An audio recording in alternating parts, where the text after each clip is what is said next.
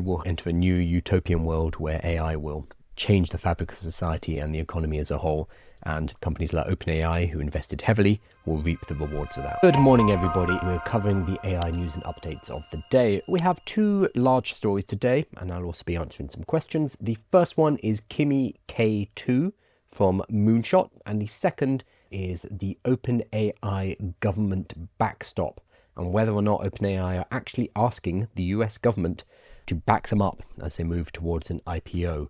Too big to fail, version 2.0. But first, let's look at K2. Kimi K2 is a new open source model from China, specifically from a company called Moonshot. They have a new model, and I think this is going to be another DeepSeek moment. So we had DeepSeek, would have been beginning of this year, I think it was, when people realized, oh, the Chinese are making quite good AI models. A lot of people started to use DeepSeek. It was open source, which means the parameters, the weights and the biases were made readily available, so you could deploy it on your own machine if you had a really powerful machine, or you could host it on a cloud server and run it locally. There were a lot of security concerns at the time because there are still suspicions about using Chinese models. However, if you are running it locally, if you're running it on your own server, there is no connection between the copy of the open source model you are running and the origin, the Chinese government or the Chinese company that's made it. So it was a bit of a false flag, and I'm hoping this time with Kimi K2 we can drop that racism basically, and realize that the Chinese are putting out some really good models, and they're putting out open source models, which is something the West is not doing. The most recent kind of state-of-the-art model, not even state-of-the-art, but most recent open source would have been GPT OSS, which is 128 billion parameters, coming from ChatGPT creators at OpenAI. And prior to that, we had the Llama models from Meta. But apart from that, the Western companies have pretty much given up on open source, whereas China are forging straight ahead. So now we have Kimi K2 thinking. Kimi, it's okay, first of all, it's free. You can just hop on and use it. It is also open source. There is an ability to upgrade. Let's see. So they have, oh gosh, I have chosen a very strange naming convention. So you can upgrade to Moderato, Allegretto, and Vivace, $200 a month, which gives you access to various different levels. What I do love, well, they've got this musical theming. Kimi means beautiful, precious, or righteous in Japanese. They also have lots of music references. They have something called OK Computer, one of their modes for building applications. So it's like a vibe coding tool. And I noticed also they're called Moonshot. I think there are references to Dark Side of the Moon from Pink Floyd. So they are music nerds for sure. It is free to use. Recommend go and try it out. There's definitely an iOS app and it's available in the browser. I do not know about Android. Sorry, I'm not sure. So let's have a look at the actual model itself. The big thing here is that it is a 1 trillion parameter model. The number of parameters in the model is basically the number of knobs and dials in your transformer layers that are set during the training phase. Generally, the more parameters you have in your model, the better your model. And there'll be people in the comments being like, actually, it's not that, it's about your tooling and your context. Yes, I understand. But generally, as a whole, the bigger the model, the better the model. And what we've got here is a state-of-the-art model, which is open source and has 1 trillion parameters. We think, and this is a rumor, an estimate, because we do not know for the actual commercial models, we think ChatGPT, GPT-5 has about 1.5 trillion parameters, whereas this has 1 trillion parameters. However, it seems to be beating the state-of-the-art models. So the big news coming from China is that it's not just as good as the state-of-the-art models, it is better. So it is beating GPT-5 and Sonnet 4.5 in humanities last exam. It got 44.9 compared to 41.7 for GPT-5. It is better at agentic search. It is better at coding than GPT-5, not better than Sonnet 4.5. So Sonnet 4.5 is still the ruler. And same with all of the coding benchmarks. It tends to be not quite as good as Sonnet, but better than ChatGPT. And again, this is an open source model. Humanities last exam, though, is where it is absolutely killing it.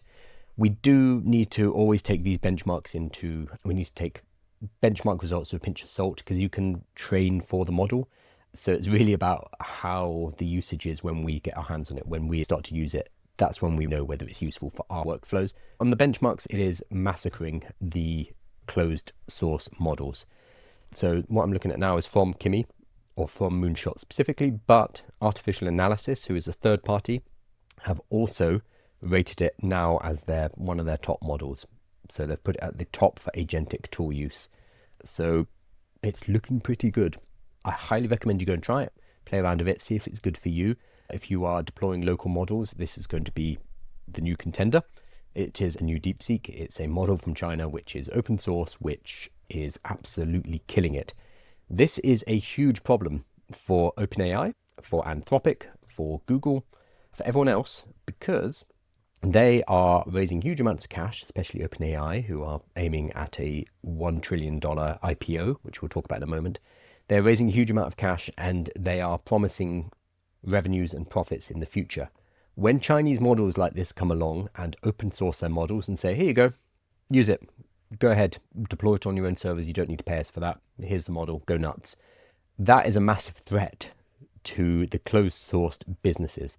Because if this is better than ChatGPT, why would I be using ChatGPT's API? Why would I be paying ChatGPT when I can use a Chinese open source model? Huge threat to the Western companies, and I think this is part of the strategic play from China. The government backs up these models, the government subsidizes energy costs, training costs, etc., helps them to push forward these models because it does undermine Western models like OpenAI. And increasingly, OpenAI is the center of the American economy, and honestly, wider than that, the kind of Western economy. OpenAI is now sitting at the center, surrounded by all the other tech companies. And if OpenAI does not deliver, or if its mission is compromised by open source models like Kimi, that's going to be a strategic blow for the Chinese government and China as a whole to hit against America. So it is hotting up, and that's going to be related to the next story, which is government backstops for OpenAI. If OpenAI gets in trouble and needs financial help, the US government will bail them out. We've been here before with Too Big to Fail just less than 20 years ago, and it looks like we might be moving towards that. That's interesting. I now have an AI inside of my TikTok live. I'm being told, very interesting, I'm being told I can get AI summaries of my live. Let's have a look and see what's going on. Are you aware of any stats on AI UCG content being successful and converting? Not really, because all of the AI UCG stats I've seen have come from AI UCG companies. I haven't seen anything third party. If you are thinking about doing it yourself, I would just say give it a shot. Like with anything in business, try it out, allocate a small amount of budget, I don't know, probably a couple £100, a couple $100, run some AI UCG and see if it works for you. UCG, for people who have no idea what we're talking about, UCG is, let me pull up, creative. It's the ability to create AI influencers talking about your product. They can hold up a copy of your product and talk about how Altoid breath mints make your breath minty fresh. Previously, UCG has been done through people, influencers, micro influencers, people who have a couple of thousand, maybe 100,000 followers on social media. They will be paid to hold up your products and say, I love this product, it's made my life better. There are AI companies now who provide AI avatars who do this for you. I get quite a lot of them reaching out to me and saying, hey, will you promote our UCG AI? I always say no to them because I personally, this is entirely a personal thing, I find it a bit gross. Having an AI influencer say, hey, these mints are great, and using that to sell these mints to me personally doesn't sit right, because that is not a person. They haven't actually had that experience, and we're just churning out content using AI. So I don't personally think it's a valuable use of AI. However, I can see why people do it, and I'm sure it's a solid marketing channel. So in terms of your question, I have not seen any stats on it being successful in converting. I imagine it does in the same way that UCG does. The AI versions are becoming fairly indistinguishable from humans, and it's a lot cheaper than hiring an influencer. For example, when I'm asked to do a video, I don't actually do videos, but my rate is around, I've done one or two, is around £1,000 to £2,000 to do a video talking about a product. And I know people who charge a lot more. So using AI to come up with a UCG ad instead is very appealing because it doesn't cost thousands, it costs pennies. But no, I haven't seen any stats on it. So I'd say give it a shot if you're happy to try it. Are the AI models proven to perform better? Doesn't China inflate numbers? So that's why we have artificial analysis, and also LM Arena have benchmarks as well. So there are third-party benchmarks. Let's see if Kimi shows up. I don't think it is yet on LM Arena. We've got a Kimi. I'm not sure if this is the new version. The newest one is Kimi K2 Thinking, which I'm not sure if we have yet. Just checking for you. So we do have third-party analysis for this reason, so we can check. And this is the same for the Western models as well. Because OpenAI and Anthropic, they'll all put forward that this is the best model. This is state of the art. Every time they release a new model, Grok in particular is a bit slippery with this. They'll always say, "Oh, we are the best model at coding. We're the best model at humanity's last exam. The best model at these different software engineering benchmarks," and then people will use it and be like, "No, you're not. What are you talking about?" So that's always going to be an issue, whether it's a Chinese model or whether it's a Western model, which is why we use things like artificialanalysis.ai and other third-party sites. Check them. That said, the ultimate check of whether an AI model is good is going to be subjective. It's going to depend on what you personally use it for, what your workflows are, whether it can perform for your particular task. That's why I recommend trying at least messing around with most of the new major releases. And Kimi K2 looks to be a pretty exciting new release. But yes, we can't trust any company really, because everyone will make it up. And I do wonder if this is why Gemini 3 hasn't been released yet. I wonder if part of it is it's not state of the art, so we will be killed. If we release it, it will just be ignored. I don't know what they can do about that now without retraining it, but that could be a reason why we're not seeing it. We think the new Gemini 3 model is a 1-2 trillion parameter model because there was a leak from Bloomberg, which was reported because Siri from Apple are going to be incorporating Gemini into the new version in March 2026. Bloomberg were covering the new Siri AI coming in March. As part of that, they'd been told about the Gemini model that has been put inside it and that it had 1.2 trillion parameters. Generally, the state-of-the-art models and the closed-source models like ChatGPT, Gemini, Grok, etc. do not say how many parameters they have. Generally, only the open-source models will tell you because you're going to be running on your own machine and you need to know. Plus, you can count them because it's open source. Although you're not going to be counting 1 trillion by hand, your computer will. The fact that Gemini is 1.2 trillion parameters, and then we have things like Kimi K2 Thinking that just came out with 1 trillion parameters, makes me wonder whether Google's new model, Google 3, is not going to be state-of-the-art by the time it releases, because it might have already been overtaken. Fingers crossed though, I'm hoping it's going to be good, because I do like the Gemini models. Right, so the other big piece of news, now this is a complex one, so bear with me as we work through it. So yesterday, Sam Altman put out a small essay on X, starting with, "I would like to clarify a few things." Generally, Sam Altman's tweets are pretty short, pretty pithy. It's normally him and Elon Musk arguing about something. He also doesn't use punctuation, he doesn't use capitalization, but this is a proper message he's put out. He's used capital letters, so we know that he's being serious. They went into damage control mode yesterday. Let's have a look at why, because this is connected to what we were just talking about with the threat of China and Chinese models, and also with the fact that at the beginning of the week, OpenAI have finally become a for-profit and they are eyeing an IPO, a initial public offering, maybe next year, maybe 2027. So there's a lot going on. All of our economies and all of the money that we make is tied to this because there's so much money being thrown into artificial intelligence.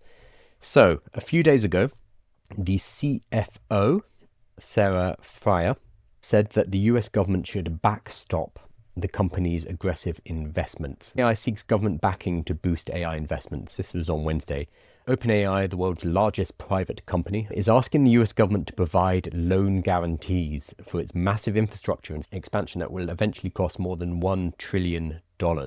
Speaking at a Wall Street Journal business conference, surrounded by reporters, she should have been a bit more careful here, OpenAI CFO Sarah Frier explained that government backing could help attract the enormous investment needed for AI computing and infrastructure. So by the government saying, hey, we're going to back up this investment, if it goes wrong, we'll be there to swoop in, that will alleviate the fears of private investment and allow them to reach the cash that they need. So it's not necessarily, hey, we want the US government to give us the money. It is, we want you to put in some kind of guarantees, some kind of support if things go wrong.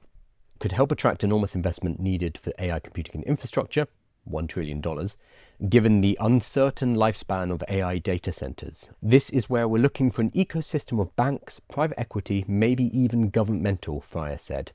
Federal loan guarantees would really drop the cost of financing, enabling OpenAI and its investors to borrow more money at lower rates to meet the company's ambitious targets. The proposal, unusual for a Silicon Valley giant, would theoretically reduce OpenAI's borrowing costs since the government would absorb losses if the company defaulted. So this is what happened in 2007 with the government stepping in and bailing out banks too big to fail. They did fail, and even with the government throwing a lot of money in to try and rescue banks and to keep the financial system propped up, 2007 was one of the biggest crashes we've had in recent memory.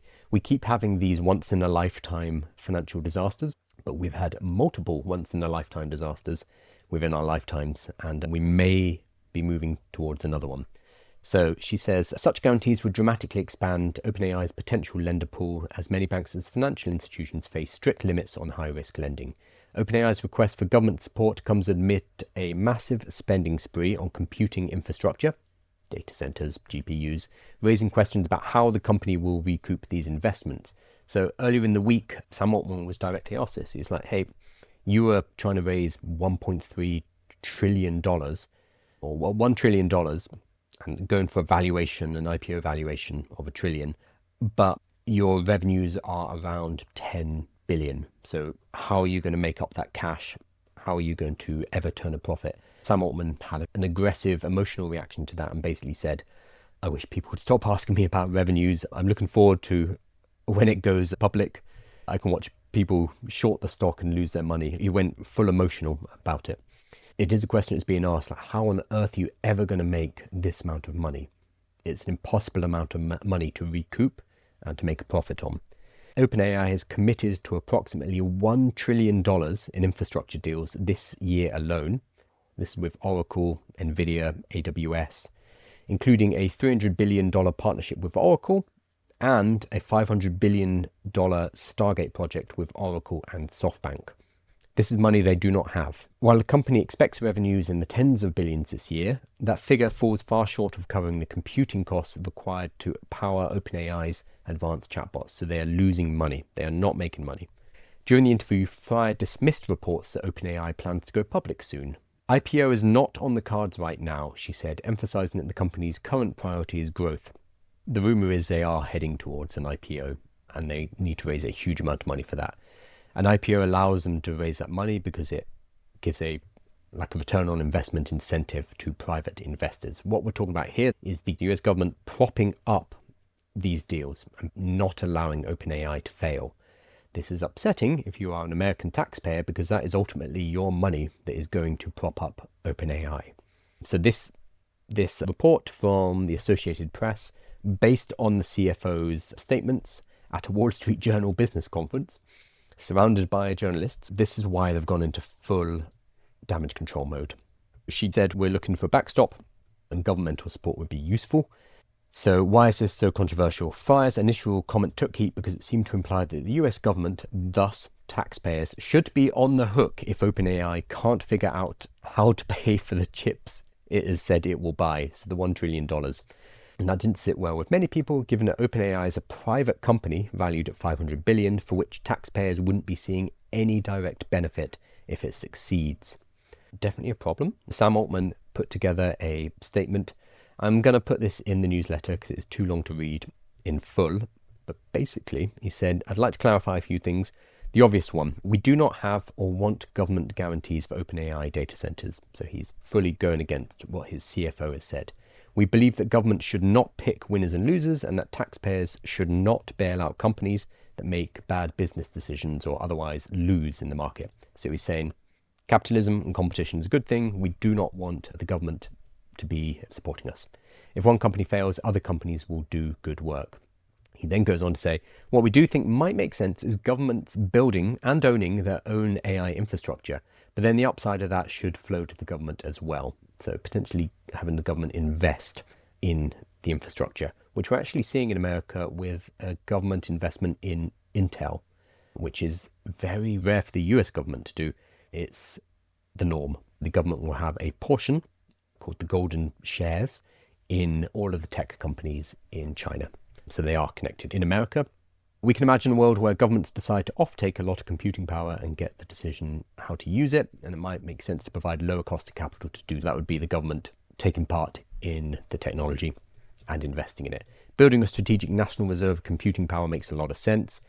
This is a priority that Trump put forward in the AI action plan, which is basically a strategic national reserve against China. China has made, several years ago, they made AI a strategic concern. But this should be for government benefit, not the benefit of private companies. I'm going to put this in the newsletter so you can read through it in full. It is very lengthy.